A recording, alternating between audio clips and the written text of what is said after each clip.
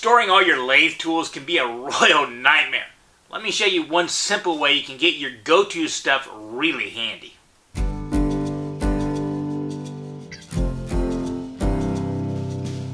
I built this little trestle stand probably about 5 years ago.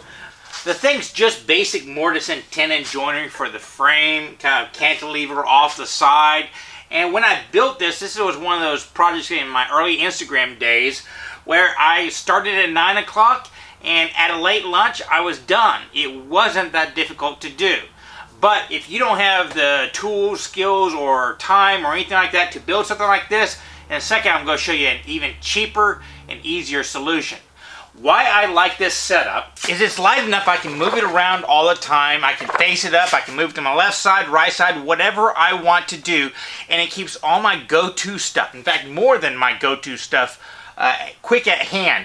And sawdust, shavings, all that kind of stuff, because it's so tall, it'll kind of get up here and you just kind of knock it off. And I mean, even if you're throwing shavings right at it, it doesn't get messy and you don't lose your tools because you brushed them off into the sawdust. Everything has its own little hole, and I organize it with my bowl gouges, my bowl turning on one side, my spindle turning on the other side, my scrapers in the middle.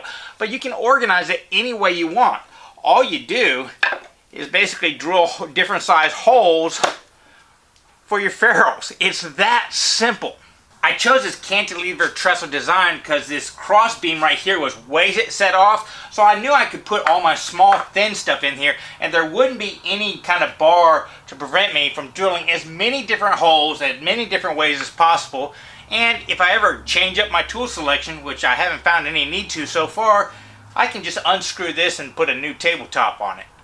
But once again, if you don't want to spend this time and money for doing this, let me show you another way. You can pick up one of these little bar stools at Target for a little over 10 bucks, and this is what I actually use whenever I go to my demonstrations and stuff like that. And I only have 4 holes here because my most used tools fit in perfectly, just like that. Now I have discovered that I like this slightly lower height a little bit more, so if you do build yourself a solution, you might want to consider getting into a height where all your tools are just at your arm's reach right here. And all your smaller tools, if you just bend over a little bit. It keeps it a little bit more stable. I probably got this one a tad bit too high, though it's never fallen over. So if you need to store any kind of tools that have handles on that, consider just going and getting yourself a cheap stool, drilling a few holes, and getting to work. For today's bonus, I want to talk about Anne of all trades. Now, she's been a content creator for a good long time, but it's mainly been in the print world, and she does a lot of live demonstrations for Lee Nielsen and stuff like that, the hand toy events.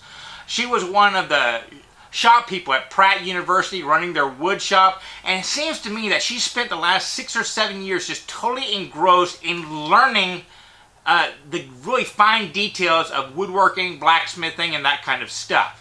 Just recently, she's put a concerted effort into creating video content. In fact, she's totally building an entire shop specifically for content creation, it seems.